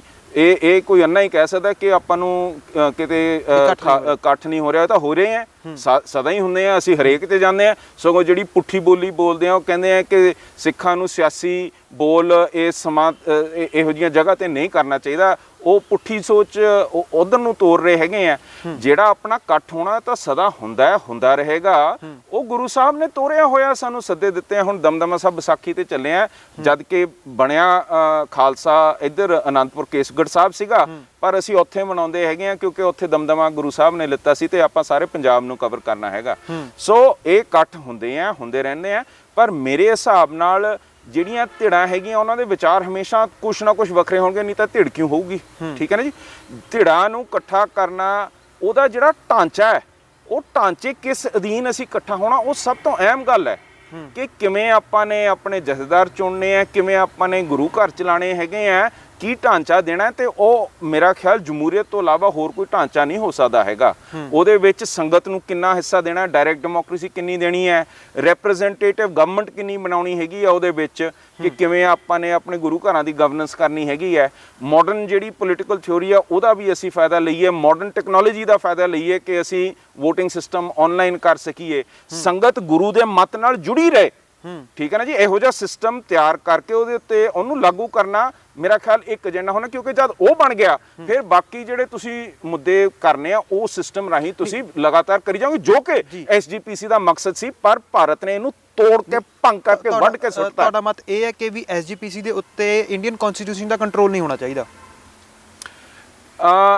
ਇੰਡੀਅਨ ਕਨਸਟੀਟਿਊਸ਼ਨ ਦਾ ਕੰਟਰੋਲ ਹੋਏ ਨਾ ਹੋਏ, ਐਸਜੀਪੀਸੀ ਬਣੀ ਸਿੱਖਾਂ ਵਾਸਤੇ ਹੈ। ਸਿੱਖ ਦਾ ਡੈਫੀਨੇਸ਼ਨ ਇੰਡੀਅਨ ਨਹੀਂ ਹੈ। ਸਿੱਖ ਦੀ ਡੈਫੀਨੇਸ਼ਨ ਗੁਰੂ ਨੂੰ ਮੰਨਣ ਵਾਲਾ, ਚਾਹੇ ਉਹ ਅਰਜਨਟੀਨਾ 'ਚ ਰਹਿ ਰਿਹਾ, ਚਾਹੇ ਉਹ ਕੈਨੇਡਾ 'ਚ ਰਹਿ ਰਿਹਾ, ਸਿੱਖ ਦੇ ਉੱਤੇ ਮਾਫ ਕਰਨਾ, ਅਕਾਲ ਤਖਤ ਦਾ ਹੁਕਮ ਲਾਗੂ ਹੁੰਦਾ ਹੈ ਇਤਿਹਾਸਿਕ ਤੌਰ ਤੇ, ਪਰ ਉਹਦੀ ਬਣਤਰ 'ਚ ਵੀ ਹਿੱਸੇਦਾਰ ਹੋਣਾ ਚਾਹੀਦਾ ਹੈ। ਠੀਕ ਹੈ ਨਾ ਜੀ। ਸੋ ਇਸ ਪੱਖੋਂ ਜਿਹੜਾ ਰਿਸਟ੍ਰਿਕਟ ਕੀਤਾ ਗਿਆ ਇਹ ਸਾਡੇ ਮਰਿਆਦਾ ਦੇ ਬਰਖਲਾਫ ਹੈ। ਮੈਂ ਐਂਟੀ ਇੰਡੀਆ ਦੀ ਸੋਚ ਨਹੀਂ ਮੈਂ ਰੱਖ ਰਿਹਾ ਹੈਗਾ ਇਸ ਮੌਕੇ ਤੇ, ਮੈਂ ਪ੍ਰੋ ਸਿੱਖੀ ਦੀ ਸੋਚ ਰੱਖ ਰਿਹਾ ਕਿ ਸਿੱਖ ਹੈ ਕਿ ਅਕਾਲ ਤਖਤ ਸਾਹਿਬ ਦੇ ਜਥੇਦਾਰ ਦੀ ਸੰਸਥਾ ਹੈ ਕਿ, ਤੇ ਉਹਨੂੰ ਬਣਨਾ ਕਿਵੇਂ ਚਾਹੀਦਾ ਹੈਗਾ। ਸਾਡਾ ਇਕੱਠਾ ਹਾਊਸ, ਡੈਮੋਕ੍ਰੈਟਿਕ ਹਾਊਸ ਦੇ ਕੀ ਰੋਲ ਹੋਣੇ ਚਾਹੀਦੇ ਆ, ਅਮਰੀਕਨ ਸਿਸਟਮ ਵਾਂਗੂ ਸੈਪਰੇਸ਼ਨ ਆਫ ਪਾਵਰ ਹੋਣੀ ਚਾਹੀਦੀ ਹੈ ਕਿ ਅਕਾਲ ਤਖਤ ਸਾਹਿਬ ਕੋਈ ਗੱਲ ਕਰਦੇ ਆ ਪ੍ਰੈਜ਼ੀਡੈਂਟ ਵਾਂਗੂ, ਉਹ ਹਾਊਸ 'ਚ ਉਹਦੇ ਕੋਲੇ ਜਿਹੜੀ ਪਾਵਰ ਆਫ ਦ ਪਰਸ, ਪੈਸਾ ਉਸ 'ਤੇ ਖਰਚ ਨਹੀਂ, ਉਹਦੀ ਨੈਗੋਸ਼ੀਏਸ਼ਨ, ਕਾਨੂੰਨਦਾਨ ਵੱਖਰੀ ਹੁੰਦੀ ਹੈ। ਇਹ ਸਾਰਾ ਸਿਸਟਮ ਆਪਾਂ ਕਿਵੇਂ ਸੈਟਅਪ ਕਰਨਾ ਹੈ। ਜਿਹੜਾ ਇਤਿਹਾਸਿਕ ਤੌਰ 'ਤੇ ਅਕਾਲ ਤਖਤ ਸਾਹਿਬ ਦੀ ਜੁਰਿਸਡਿਕਸ਼ਨ ਹੈ, ਉਹਨਾਂ ਦੀ ਸੋਚ ਹੈ, ਉਹ ਕਿਵੇਂ ਆਪਾਂ ਨੇ ਵਰਤਣੀ ਹੈਗੀ ਹੈ, ਉਹਦੇ ਵਿੱਚ ਮੋਡੀਫਿਕੇਸ਼ਨ ਕਰਨੀ ਹੈ ਨਹੀਂ ਕਰਨੀ ਹੈਗੀ ਹੈ। ਇਹ ਸਾਰੀਆਂ ਚੀਜ਼ਾਂ ਐਸਜੀਪੀਸੀ ਦਾ ਰੋਲ ਕਿੰਨਾ ਵਧਾਉਣਾ, ਕਿਉਂਕਿ ਅੱਜ ਦੇ ਦਿਨ ਅਕਾਲ ਤਖਤ ਦੇ ਜਥੇਦਾਰ ਸਿਰਫ ਤੇ ਸਿਰਫ ਐਸਜੀਪੀਸੀ ਦੇ ਹਾਊਸ ਚੋਂ ਨਿਕਲਦੇ। ਪਰ ਤੁਹਾਨੂੰ ਲੱਗਦਾ ਕਿ ਜਿਹੜੇ ਸਿੱਖ ਆਗੂ ਨੇ ਉਹ ਇੰਨੇ ਜ਼ਿਆਦਾ ਡਿਪਲੋਮੈਟਿਕ ਹੈਗੇ ਨੇ ਵੀ ਉਹ ਇੰਨੀ ਦੂਰ ਤੱਕ ਦੀ ਸੋਚ ਸਕਣ ਤੇ ਇੰਨੀਆਂ ਰਣਨੀਤੀਆਂ ਘੜ ਸਕਣ? ਵਾਰਿਸ ਕਹਦੇ ਹੋ ਤੁਸੀਂ। ਉਹ ਬਾਬੇ ਨੇ ਜਿਹੜਾ ਕਿਹਾ ਬਾਬਰ ਤੂੰ ਹੈ ਜਾਬਰ ਜਿਹਨੇ ਜਨੇਊ ਨਹੀਂ ਪਾਇਆ, ਤੇ ਅੱਗੇ ਇਹੋ ਜਿਹੀ ਲਹਿਰ ਤੋਰਤੀ ਜਿਹੜੀ ਅੱਜ ਤੱਕ ਤੁਹਾਡੇ ਮੇਰੇ ਵਰਗੇ ਨੂੰ ਉਹਦੇ ਨਾਲ ਜੋੜੀ ਰੱਖਦੀ ਹੈ। ਐਡੀ ਦੂਰਅੰਦੇਸ਼ੀ ਸਾਡੇ ਸਿੱਖੀ 'ਚ ਹੈਗੀ ਹੈ। ਇਹ ਕਿਹੋ ਜਿਹੀ ਗੱਲ ਤੁਸੀਂ ਕਰਤੀ? ਮੈਂ ਮੌਜੂਦਾ ਸਮੇਂ ਦੀ ਗੱਲ ਕਰਦਾ। ਮੌਜੂਦਾ 'ਚ ਕੀ ਫਰਕ ਹੈ? ਕੋਈ ਦਬਿਆ, ਕੋਈ ਕੁਚਲਿਆ, ਕੋਈ ਉੱਠਿਆ, ਕੋਈ ਜਾਗਰੂਕ ਹੈ। ਸਿੱਖੀ ਹੈ, ਸਿੱਖੀ ਤਾਂ ਚੱਲਦੀ ਜਾਣੀ ਆ। ਇੰਨੀ ਹੋਮੇ ਨਹੀਂ ਰੱਖੀ ਦੀ ਹੁੰਦੀ ਕਿ ਇਹ ਮਾੜਾ ਹੈ, ਇਹ ਚੰਗਾ ਹੈ। ਸਾਰਿਆਂ 'ਚ ਸਿੱਖੀ ਜਿਹਦੀ ਵੱਸਦੀ ਆ ਉਹਨੂੰ ਸਿੱਖੀ ਦੇ ਤੌਰ ਤੇ ਜਗਾਉਣਾ ਚਾਹੀਦਾ, ਤੋਰਨਾ ਚਾਹੀਦਾ ਹੈਗਾ। ਗਰਜਾ ਸਿੰਘ, ਬੋਤਾ ਸਿੰਘ ਜਦ ਕਹਿੰਦੇ ਸੀਗੇ ਸਿੱਖ ਖਤਮ ਹੋ ਗਈ, ਉਦੋਂ ਖੜ ਕੇ ਸਿੱਖੀ ਦਿਖਾਤੀ ਸੀ। ਸਿੱਖੀ ਨਹੀਂ ਮਰਦੀ ਹੈਗੀ, ਤੇ ਨਾ ਕੋਈ ਇਸ 'ਚ ਬੇਵਕੂਫ ਬੁੱਧੂ ਹੈ। ਇਸ 'ਚ ਆਪਾਂ ਇਕੱਠੇ ਹੋ ਕੇ ਤੁਰੀਏ ਅੱਗੇ ਨੂੰ। ਜਿਵੇਂ ਦੇ ਹਾਲਾਤ ਬਣੇ ਨੇ, ਸਿੱਖ ਨੌਜਵਾਨ ਤਾਂ ਬੜਾ ਨਿਰਾਸ਼ ਹੋ ਚੁੱਕੇ ਉਸ ਦੇ ਵਿੱਚੋਂ, ਡਰ ਇੱਕ ਅੰਦਰ ਨੌਜਵਾਨਾਂ ਦੇ। ਉਹ ਤਾਂ ਭਾਰਤ ਪਰਦੀ ਹੈ ਯਾਰ।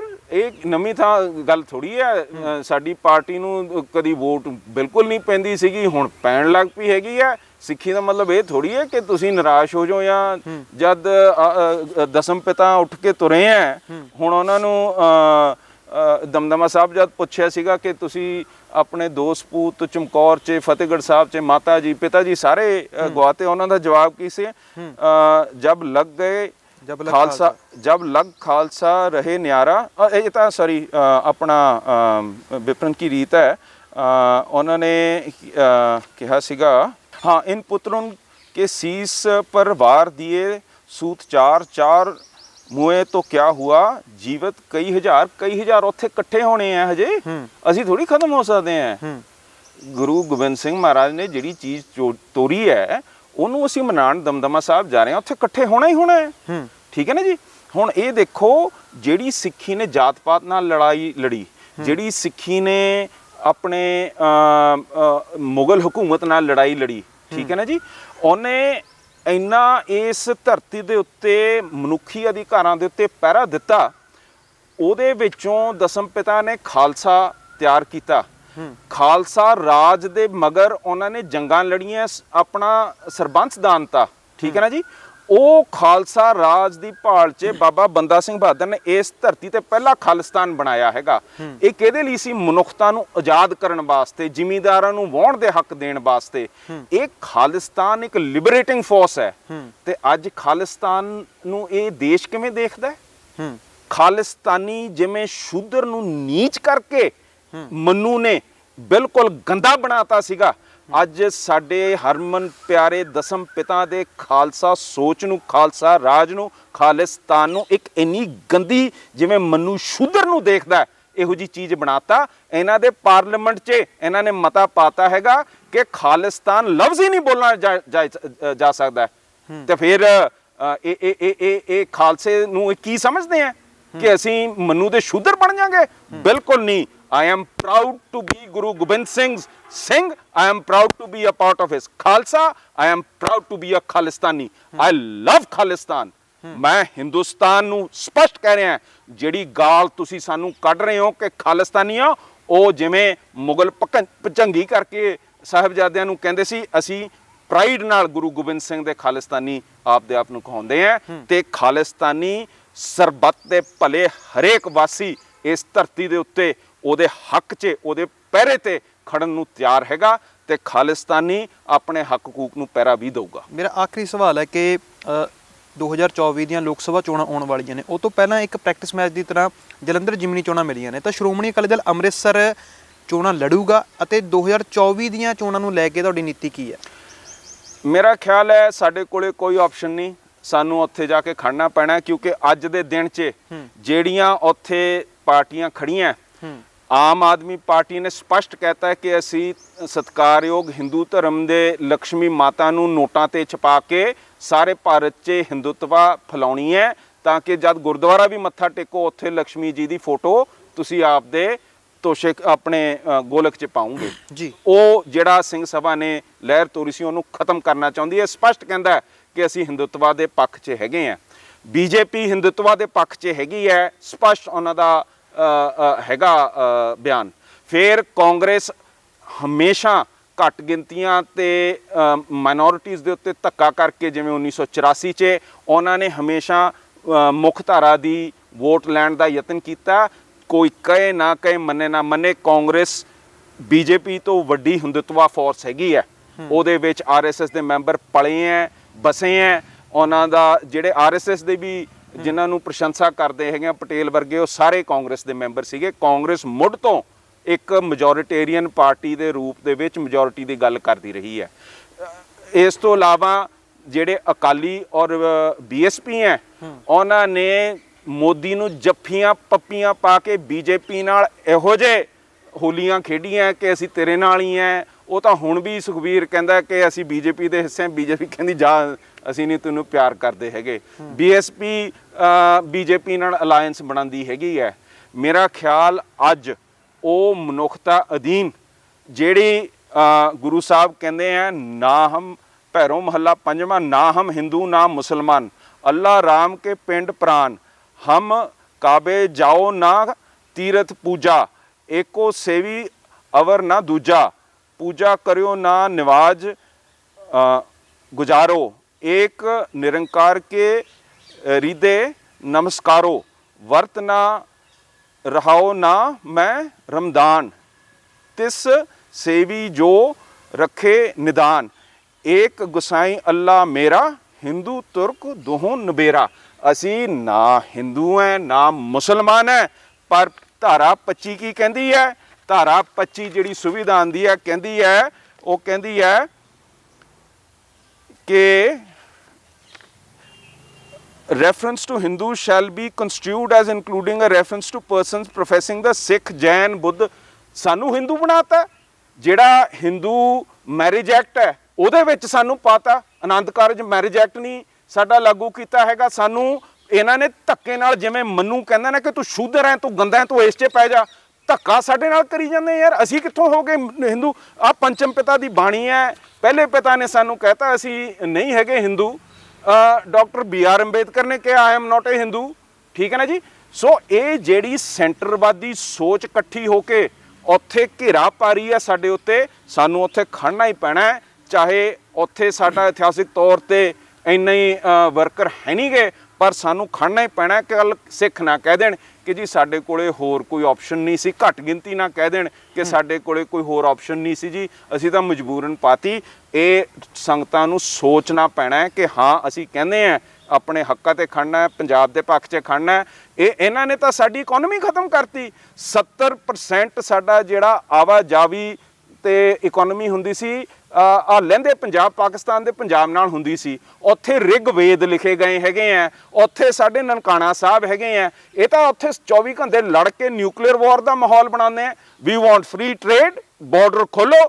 ਅੱਜ ਤੁਸੀਂ ਕੋਈ ਜਲੰਧਰ 'ਚ ਮਸ਼ੀਨਰੀ ਬਣਾਉਂਦੇ ਹੋ, ਚੱਕ ਕੇ ਪਹਿਲਾਂ ਗੁਜਰਾਤ ਲੈ ਕੇ ਜਾਓ, ਉੱਥੋਂ ਕਿਸ਼ਤੀ ਤੇ ਪਾ ਕੇ ਜੇ ਕਰਾਚੀ ਨਾਲ ਬਣੀ ਹੋਈ ਹੈ ਤਾਂ ਸਿੱਧੀ ਕਰਾਚੀ ਪਹੁੰਚਾ ਦਿੰਦੇ, ਨਹੀਂ ਦੁਬਈ ਜਾਂਦੀ ਹੈ, ਦੁਬਈ ਤੋਂ ਲੱਦ ਕੇ ਦੂਜੀ ਕਿਸ਼ਤੀ 'ਚ ਫੇਰ ਜਾ ਕੇ ਕਰਾਚੀ ਜਾਂਦੀ ਹੈ, ਉੱਥੋਂ ਚੱਕ ਕੇ ਫਿਰ ਵਾਘੇ ਬਾਰਡਰ ਤੇ ਆ ਕੇ ਨਾਲ ਦੇ ਖੇਤ 'ਚ ਤੁਹਾਡੀ ਵਾਹੀ ਹੁੰਦੀ ਹੈ ਉਸ ਮਸ਼ੀਨ ਨਾਲ। ਮੈਨੂੰ ਦੱਸੋ ਜੇ ਸਿੱਧਾ ਵਾਘੇ ਤੋਂ ਪਾਊਡਰ ਆਪਾਂ ਕਰ ਦਈਏ 1% ਇੰਡੀਆ ਦੀ ਇਕਨੋਮੀ ਵਧੂਗੀ।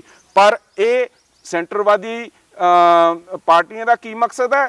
ਘੱਟ ਗਿਣਤੀਆਂ ਨੂੰ ਨੀਵਾਂ ਦਿਖਾਓ, ਪਾਕਿਸਤਾਨ ਨਾਲ ਜੰਗ ਦਾ ਮਾਹੌਲ ਬਣਾ ਕੇ ਰਖਾਓ, ਇੱਥੇ ਇਹਨਾਂ ਨੂੰ ਕੁਚਲ ਦਿਓ ਤੇ ਸਾਰੀ ਵੋਟ ਇਕੱਠੀ ਕਰ ਲਓ, ਜਿਵੇਂ ਰਾਜੀਵ ਗਾਂਧੀ ਨੇ 1984 'ਚ ਸਿੱਖਾਂ ਨੂੰ ਕਤਲੇਆਮ ਕਰਕੇ ਉਦੋਂ ਕੀਤਾ ਸੀਗਾ। ਹੁਣ ਮੋਦੀ ਕਦੀ ਪਲਾਮਾ ਜਾ ਕੇ ਬੰਬ ਸੁੱਟਦਾ, ਕਦੀ ਕੁਛ ਕਰਦਾ, ਆਪਸ 'ਚ ਲੜੀ ਜਾਂਦੇ ਆ। ਸਾਡਾ ਨੁਕਸਾਨ ਇਹਨੇ ਤਬਾਹ ਕਰ ਦੇਣਾ ਸਾਨੂੰ। How can we afford a nuclear war over here? Jalandhar ਜਿਮਨੀ ਚੋਣਾਂ 'ਚ ਨੁਮਾਇੰਦਾ ਕੌਣ ਹੋਣ ਵਾਲਾ ਫਿਰ ਸ਼੍ਰੋਮਣੀ ਅਕਾਲੀ ਦਲ ਅੰਮ੍ਰਿਤਸਰ? ਉਹ ਫੈਸਲਾ ਹੋ ਰਿਹਾ, ਆਪਾਂ ਅਨਾਉਂਸ ਕਰ ਦਾਂਗੇ, ਬਿਲਕੁਲ ਖੜਾ ਕਰਾਂਗੇ ਜੀ। ਚੋਣਾਂ ਲੜਨ ਦਾ ਐਲਾਨ ਆ ਪੱਕਾ ਤੁਹਾਡਾ? ਦੇਖੋ ਜੀ, ਜਿਹੜੇ ਫੈਸਲੇ ਹਜੇ ਤੱਕ ਹੋਏ ਆ, ਸਾਡੇ ਕੋਲੇ ਕੋਈ ਚੋਇਸ ਹੀ ਨਹੀਂ ਹੈਗੀ, ਠੀਕ ਹੈ ਨਾ ਜੀ। ਲੋਕੀ ਕਹਿਣਗੇ ਕਿ ਜੇ ਤੁਸੀਂ ਹਾਰ ਗਏ, ਜਿੱਤ ਗਏ, ਪਰ ਅਸੀਂ ਕਵਾਂਗੇ ਜੀ ਹੋਰ ਦੱਸੋ ਚੋਇਸ ਕੀ ਹੈ?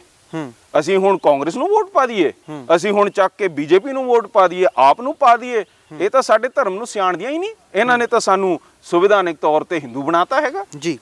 ਤਾਂ ਬਹੁਤ ਬਹੁਤ ਧੰਨਵਾਦ, ਤੁਸੀਂ ਆਪਣਾ ਕੀਮਤੀ ਸਮਾਂ ਦਿੱਤਾ।